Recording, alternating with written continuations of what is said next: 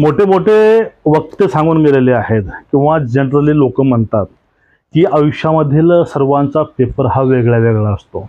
कुणाची कॉपी करायला जाऊ नका किंवा त्याला जास्त मिळाले म्हणून तुम्ही जास्त दुःखी होऊ नका किंवा जास्त खुश होऊ नका. तर असंच नेमकं ह्या पोलीस भरतीमध्ये घडलेलं आहे. ते बघा, काही जिल्ह्याचे सध्या मेरिट लागलेले आहेत, धुळे, जळगाव, त्यानंतर बघा बीडचा असेल. आता हे जे मेरिट्स आहेत हे मेरिट बघून ज्या मुलांनी मुंबईला फॉर्म भरलेला आहे किंवा ज्या मुलांनी इतरत्र ठिकाणी फॉर्म भरला आहे पण यांची लेखी झाली नाही, अशा मुलांना खूप टेन्शन आले. आता काय सोलापूरचं बघा, आता सोलापूरचा पेपर थोडं हार्ड होता, थोडं मेरिट खाली येण्याची शक्यता आहे. पण जळगावसाठीचं बघून घ्या, जळगावमध्ये 138, 135, 34 असं मार्क्स पोरांना पडलेले आहेत. आणि अशा मार्क्समुळं, अशा गुणामुळं एक डिमोटिवेशन जे असतं किंवा एक नैराश्य मुलामध्ये येतं. मित्रांनो, याविषयीच आपण आजचा व्हिडिओ आणलेला आहे. मित्रांनो बघा, ज्याप्रमाणे आयुष्यामधील प्रत्येकाचं आयुष्य हे वेगळं वेगळं असणार आहे, प्रत्येकाचे मार्ग हे वेगवेगळे आहेत. तर आता यावेळेस सुद्धा प्रत्येक जिल्ह्याचे पेपर्स आहेत, ते पेपर सुद्धा वेगळे वेगळे आहेत. ग्राउंड घेण्याची पद्धत, ग्राउंड हे सुद्धा वेगळे वेगळे आहेत.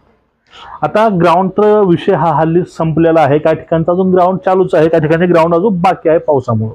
अपवाद रायगड असेल, मुंबई असेल. बघा, प्रत्येक ठिकाणचं ग्राउंड हे मुलांचं वेगळं वेगळं आहे. काही मुलांना नाशिकला ग्राउंड मस्त पडले पण त्यांचं रायगडला ग्राउंड हे कमी आलेलं आहे, असे पण आहे. कारण ह्या गोष्टी हे आपल्या तयारीवर असतं मित्रांनो. हे गोष्टी हे तेथील परिस्थिती, तेथील ग्राउंड यावरती असतात. आता पुण्याची गोष्ट बघून घ्या. पुण्यामध्ये कालचीच गोष्ट आहे, जे मुलं पाठीमागं राहिलं होतं, पुण्याचं ग्राउंड राहिलं होतं, त्या मुलांना नंतर शेवटी पळवण्यात आलं. ज्यावेळेस रेग्युलरचे मुलं संपले नंतर त्या मुलांना त्यांचं ग्राउंड घेण्यात आलं. यामुळे मुलांचे काही मार्क्स सुद्धा कमी पडले.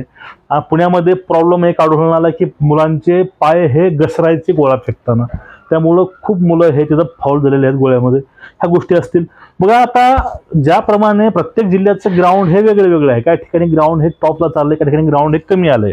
असंच प्रत्येक जिल्ह्यात सुद्धा लेखी परीक्षा सुद्धा वेगळी वेगळी असणार आहे. आणि ज्याप्रमाणे बघा, पोलीस भरतीला 4 पॅटर्न असतो, 25चा किंवा 20चा पॅटर्न चालता असतो. त्यामध्ये गणित आहे, बुद्धिमत्ता आहे, मराठी व्याकरण आहे, करंट अफेअर आणि त्यानंतर चालू घडामोडी, सामान्य ज्ञान असेल. पण यामध्ये काही ठिकाणी काय अपवाद असतो, काही ठिकाणी जास्त GK वरती भर असतो, काही ठिकाणी हे सूत्र पाळतात. अशा गोष्टीमुळे काय होतं, तिथे पेपर हा ते स्ट्रक्चर आहे त्यावरती अवलंबून आहे. ज्या ठिकाणी बघा जास्त GK असेल त्या ठिकाणी मुलांचा स्कोर वाढणारच आहे. कारण एक कंपल्सरी मला असं आढळून आलं की पोलीस भरती मुलांचं हे GK हे परफेक्ट असतं. आपण ज्या ठिकाणी बघा हे सूत्र न पाळता त्यांनी जर स्ट्रक्चर त्यांनी फॉलो केलं 20-20 किंवा 25-25, त्यावेळेस मुलांची खूप धावपळ होते. गणित, रिजनिंग आणि मराठी थोडंसं मुलांना अवघड वाटतो. ह्या कारणामुळे काय होतंय की मुलांचे मार्क हे जास्त कमी होतात. बघा, आता जळगाव बघून घ्या. जळगावचा पेपर हा सोपा होता, त्याच्या मानानं त्यातील मेरिट खूप मस्त लागलेलं आहे. 95, 98 आउट ऑफ सुद्धा मुलं त्या ठिकाणी आहेत आणि 138 वर, 135 वर तिथलं मेरिट गेलेलं आहे. याचा अर्थ असा नाही की आता जळगावचं मेरिट एवढं हाय लागलंय म्हणजे लहान बाकी जिल्ह्याचं मेरिट एवढंच लागणार आहे असं नाही. प्रत्येक जिल्ह्याच्या परीक्षेवर, तिथल्या पेपरवरती हे मेरिट हे अवलंबून असतं.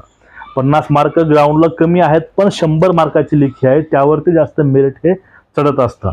आता जळगावला 100 मार्काची लेखी आणि त्यामध्ये पेपर सोपा, त्यामुळं बघा 550 ते 450 लोक हे 90च्या पुढे आहेत जळगावला.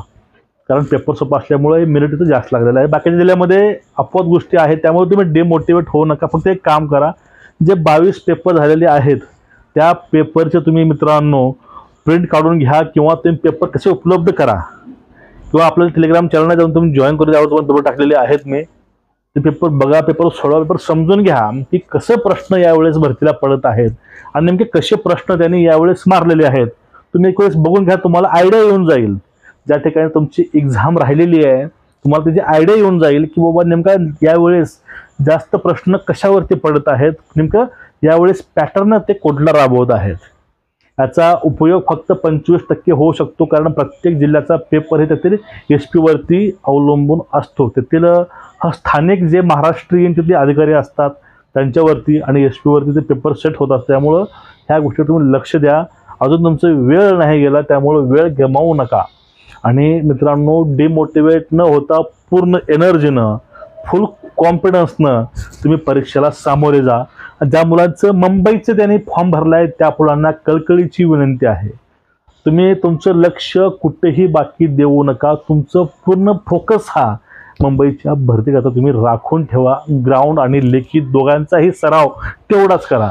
आता माझं ग्राउंड चांगलं आहे म्हणून तुम्ही ग्राउंडकडे दुर्लक्ष करू नका. माझी लेखी चांगली आहे एकीकडे तुम्ही दुर्लक्ष करू नका. तो फोकस हा दोन्हीकडेही तेवढ्या ताकदीचा असायला पाहिजे. तुमचं एकूणच याविषयी मत काय आहे ते ह्याला नक्की कमेंट करून सांगा आणि चॅनलला सबस्क्राईब करा. व्हिडिओ तुम्ही शेअर करा. नमस्कार, जय हिंद.